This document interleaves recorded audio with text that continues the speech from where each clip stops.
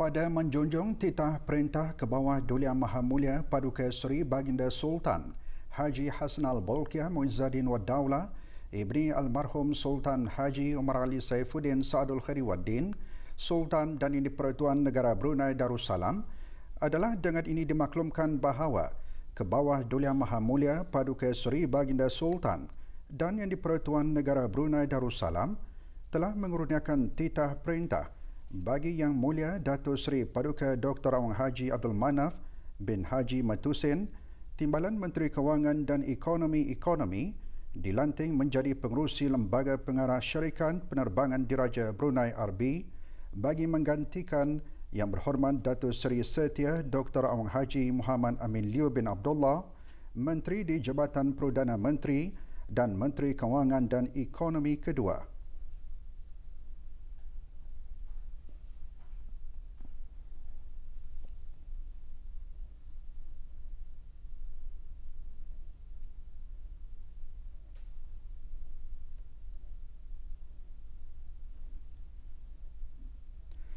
Pelantikan Yang Mulia Datuk Seri Paduka Dr. Awang Haji Abdul Manaf bin Haji Matusin sebagai pengerusi Lembaga Pengarah Syarikat Penerbangan Diraja Brunei RB dan ahli-ahlinya yang baharu berkuat kuasa mulai hari Isnin 20 Jamadil Awal 1442 bersamaan 4 Januari 2021.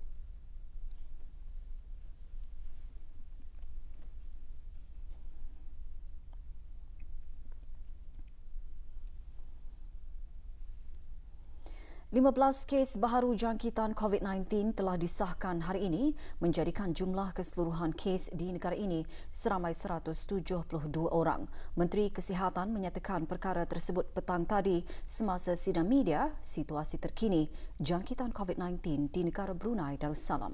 Yang Berhormat Datuk Seri Setia Dr. Awang Haji Muhammad Isham bin Haji Jaafar turut menjelaskan dengan pengesanan kes-kes baharu ini terdapat 20 kes aktif sedang dirawat di Pusat Pengasingan Kebangsaan dan satu daripadanya telah dimasukkan ke unit penjagaan intensif bagi pemantauan dan rawatan rapi. Kementerian Kesihatan ingin memaklumkan kepada orang ramai bahawa pada hari ini Ahad 19 Jamadil Awal 1422 Hijrah bersamaan dengan 3 Januari 2021 Masihi, 15 kes baru jangkitan COVID-19 telah disahkan di negara ini yang membawa jumlah keseluruhan kes COVID-19 di negara ini kepada 172 orang. Kesemua kes-kes baru ini adalah merupakan sebahagian daripada satu kumpulan seramai 81 orang yang telah tiba ke negara Brunei Darussalam pada 21 Disember 2020 dari London, United Kingdom dengan menaiki penerbangan Diraja Brunei BI 004. Kes 165 telah mula mengalami sakit tekak pada 31 Disember 2020, manakala kes-kes yang lain tidak mempunyai sebarang tanda-tanda jangkitan. Kesemua kes-kes baru ini sedang berada di Pusat Pengasingan Kebangsaan bagi pemantauan dan rawatan. Sementara itu, pengesanan kontak ataupun kontak tracing bagi kes baru ini sedang giat dijalankan. Dengan pengesanan kes-kes baru ini, terdapat 20 kes aktif sedang dirawat di Pusat Pengasingan Kebangsaan. Daripada jumlah tersebut, satu kes telah dimasukkan ke unit penjagaan intensif bagi pemantauan dan rawatan rapi, manakala selebihnya adalah dalam keadaan yang baik. Dengan pengesanan kes-kes baru ini juga, sebanyak 31 kes import telah disahkan sejak kes jangkitan tempatan berakhir dilaporkan pada 6 Mei 2020, yang mana dengan ini negara Brunei Darussalam telah mencatatkan 242 hari tanpa kes jangkitan tempatan COVID-19. Pada hari ini, seramai 572 orang sedang menjalani pengasingan diri mandatory di pusat-pusat pemantauan yang telah ditetapkan oleh kerajaan, iaitu mereka yang baru tiba ke negara ini setelah melakukan perjalanan dari luar negara. Setakat ini, seramai 10,519 orang telah menamatkan pengasingan diri mandatory di kemudahan berkenaan. Di dalam tempoh 24 jam yang lalu, sebanyak 233 sampel telah diuji bagi virus SARS-CoV-2, yang membawa jumlah keseluruhan ujian makmal dijalankan sejak Januari 2020 kepada 83,775 ujian. Dalam kenyataan media yang sama, Menteri Kesihatan mengingatkan dengan perkembangan terbaru dan situasi global semasa pada ketika ini, orang ramai tidak boleh lalai atau komplasen dalam mengamalkan tanggungjawab sosial masing-masing. Orang ramai adalah disarankan untuk mengamalkan kebersihan diri dan etika bersin yang betul. Orang ramai, terutamanya mereka yang mempunyai risiko seperti warga emas, ibu-ibu mengandung dan mereka yang mempunyai penyakit-penyakit kronik seperti kencing manis, pesakit buah pinggang, masalah pernafasan dan lain-lain adalah juga digalakkan untuk memakai sungkup muka ataupun face mask apabila berada di tempat-tempat awam, termasuk apabila berkunjung ke tempat-tempat perkumpulan ramai seperti pusat-pusat membeli belah, expo-expo jualan dan tempat-tempat persiaran. Orang ramai juga adalah dinasihatkan untuk tidak keluar rumah jika mereka kurang sihat serta mengelakkan dari mengunjungi tempat-tempat yang penuh sesak. Sebagaimana peruntukan di bawah Akta Penyakit Berjangkit Penggal 204, orang ramai adalah dikehendaki untuk mematuhi segala peraturan dan arahan yang telah dikeluarkan dan masih berkuat kuasa semasa pandemik COVID-19 ini. Kementerian Kesihatan akan terus memantau situasi wabak di dalam negara serta di peringkat serantau dan global dan akan memaklumkan kepada orang ramai mengenai sebarang perubahan mengenai situasi wabak COVID-19 jika perlu dari masa ke semasa. Beberapa aktiviti sampingan termasuk pertunjukan memasak diketengahkan semasa perasmian Taman Rekreasi Bukit Dadap. Perincian mengenainya seketika nanti, teruskan bersama kami.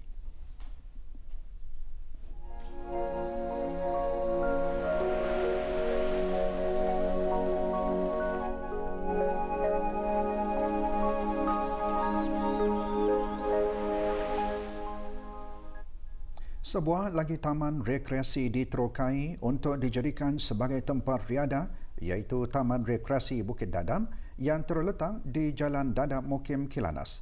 Menurut Menteri Pertahanan Kedua, perasmian taman-taman rekreasi sejak akhir-akhir ini dilihat sebagai satu pendekatan yang amat baik sekaligus menjadi nilai tambah kepada penggemar aktiviti mendaki bukit. Yang berhormat Pihin Datuk Laira Raja Major Jeneral Bersara Datuk Paduka Sri Haji Awang Halbi bin Haji Awang Muhammad Yusof menjelaskan inisiatif Majlis Perundingan Kampung Kilanas membuka Taman Rekreasi Bukit Dadap itu dapat menyebarkan semangat cintakan cara hidup sihat. Alhamdulillah, ini pun sudah diperingatkan oleh berbagai agensi berkepentingan, tapi bagi saya walaupun laluan ini menarik dan mencabar, soal keselamatan harus diberikan perhatian. Pertama, jika waktu hujan ataupun keadaan yang licin, itu memerlukan seorang itu berhati-hati, dan kerana berjalan di liring bukit tadi boleh saja membahayakan. Yang berhormat menjelaskan perkara tersebut pada perasmian Taman Rekreasi Bukit Dadap. Taman ini menyediakan 12 km laluan dan dibahagikan kepada dua bahagian utama, iaitu laluan bukit dan laluan wasai yang mempunyai 8 buah wasai, antaranya wasai Biabas, Tasik Laboy, wasai Lumut Mapan, wasai Dang Umai dan wasai Terjun Menyusup. Juga hadir yang berhormat Pihin Orang Kaya Pendekar Alam Datuk Paduka Sri Awang Haji Hasrin bin Datuk Paduka Awang Haji Sabtu dan yang berhormat Awang Haji Mohimin bin Haji Johari alias Johari, ahli-ahli Majlis Mesyuarat Negara.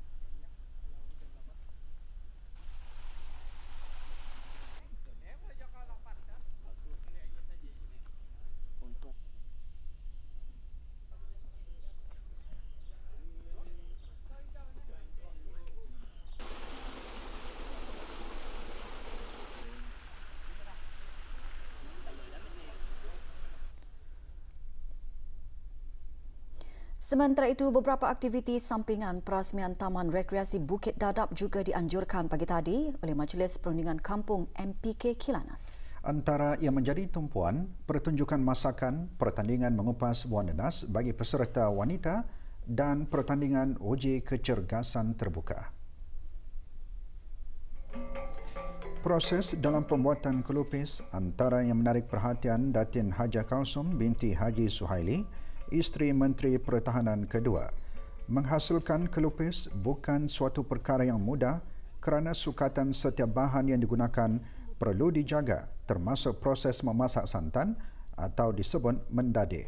Selain kelupis, aktiviti membuat kuah rojang turut mencuri tumpuan pengunjung.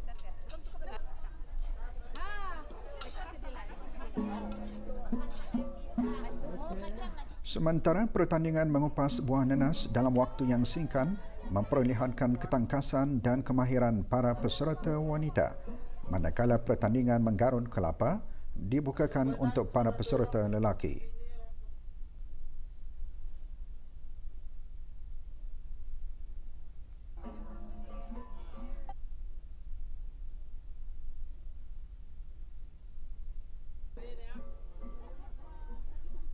Pertama, game mengupas nanas yang kami khaskan untuk khas 5 orang saja kepada penduduk-penduduk kampung nanas, bukan ahli-ahli MPK.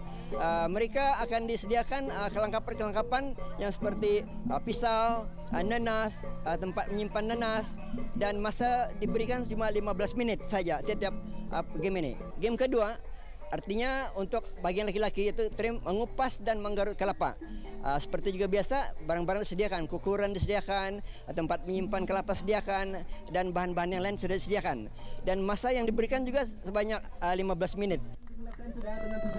Bagi pertandingan uji kecergasan terbuka, para peserta dikendaki menjalani 3 ujian kecergasan mengangkat kayu berat sit-up sebanyak 30 kali dan menyahan tumpung air, iaitu sejenis alat tradisi untuk membawa bekalan air dari telaga atau sungai oleh puak kedayan yang diperbuat dari buluh tebal dan besar.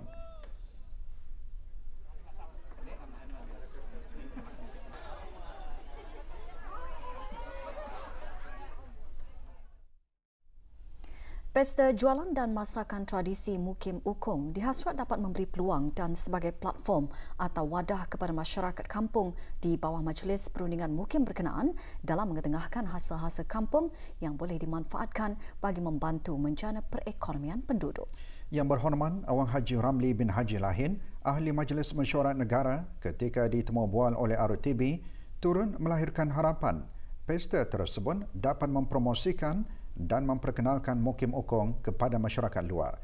Acara berlangsung pagi tadi di Dewan Serbaguna, Kampung Bukin, Mukim Ukong, daerah Tutong. Jadi produknya itu walaupun produk itu produk tradisional pada kampung, jadi itu satu yang luar biasa. Jadi itu yang menarik minat bagi orang-orang luar, apalagi orang-orang yang belum pernah datang ke Mukim Ukong. Jadi nampaknya satu yang luar biasa lah. Jadi itulah yang diharapkan. Jadi dengan sendirinya penduduk-penduduk ini pun rasa suka juga, jadi menambahkan pendapatan. Di samping itu belia-belia pun nampaknya datang juga untuk bersama-sama menunjukkan kerjasama mereka dengan ibu bapa mereka, dengan orang-orang tua mereka. Terlebih dahulu pelancarannya disempurnakan oleh Yang Berhormat Ahli Majlis Mesyuarat Negara. Antara yang diketengahkan semasa pesta ini termasuk jualan sayur-sayuran kampung, hasil kraftangan dan masakan dalam buluh iaitu panso. Pesta jualan dan masakan tradisi Mukim Ukong dikendalikan bersama oleh Majlis Perundingan Kampung Ukong, Majlis Perundingan Kampung Bukin dan Majlis Perundingan Kampung Long Mayan Tutong, antara lain bertujuan bagi mengeratkan hubungan silaturahim dan menyatu padukan masyarakat kampung melalui aktiviti yang diadakan.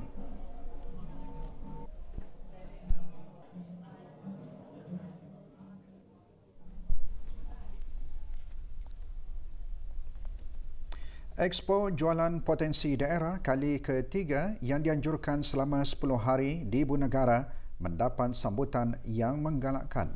Expo seumpamanya membantu para pengusaha mikro, kecil dan sederhana MSME termasuk Satu Kampung Satu Produk 1K1P Sinar Harapan iaitu rakan seliaan dan konsortium mualafpreneurs mempromosikan produk masing-masing serta menjana pendapatan dan meningkatkan sosioekonomi masing-masing. Alhamdulillah, sepanjang expo ini diadakan, saya melihat orang ramai amat menggalakkan kerana apa yang kita tahu musim ini, hujung bulan ini nampaknya orang terima bonus. Sebab itulah barangkali nampaknya orang ramai berkunjung ramai. Sambutannya menggalakkan dan jauh lagi ramai pengunjung-pengunjung datang membeli barang kami punya produk. Apalagi ini masa musim bonus kan, jadinya alhamdulillah pengunjung-pengunjung itu datang banyak membeli arah kami lah. Sesuai dengan temanya, bersatu dalam menjayakan impian bangsa, Expo dibukakan bagi kunjungan orang ramai sehingga hari ini pukul 10 malam di kawasan letak kereta Jalan Bendahara berhadapan dengan Muzium Alat Kebesaran Diraja. Expo ini diadakan bagi menggalakkan orang ramai untuk berbelanja di negara sendiri.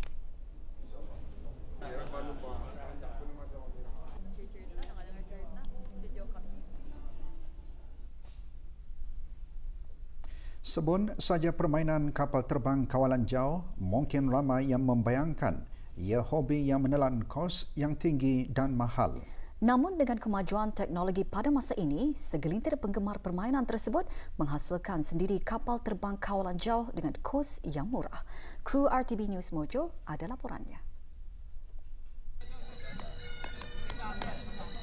Permainan kapal terbang kawalan jauh memang diminati sejak dahulu lagi.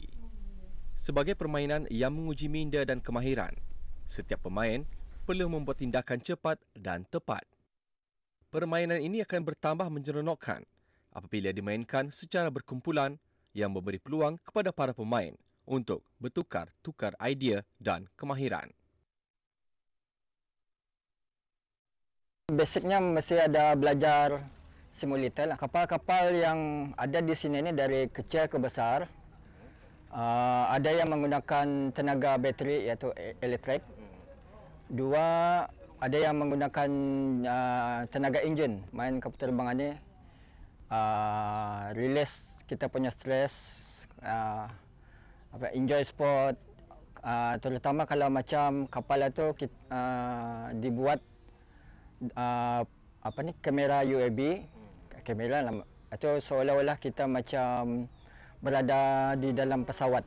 Salah seorang peminat permainan kapal terbang kawalan jauh, Lieutenant Colonel Besara Haji Abu Bakar bin Haji Mentasim, Pesara Juruterbang Tentera. Menurutnya, meskipun sudah bersara, namun minatnya dalam bidang kapal terbang masih lagi segar. Selain mengisikan masa-masa lapang, ini adalah untuk menambahkan lagi minda ataupun pengetahuan dalam segi penerbangan. Ada segelintir orang Ketani yang sudah pun membuat pesawat ini secara persendirian dan terbukti ia terbang dan ada yang lebih baik daripada yang berjual di kedai. Ini adalah salah satu permainan ataupun hobi yang sangat mencabar dan baik untuk digemari. Di sebalik keseronokan bermain kapal terbang kawalan jauh ini, para pemain perlu mengutamakan aspek keselamatan di samping memastikan kapal terbang dalam keadaan baik.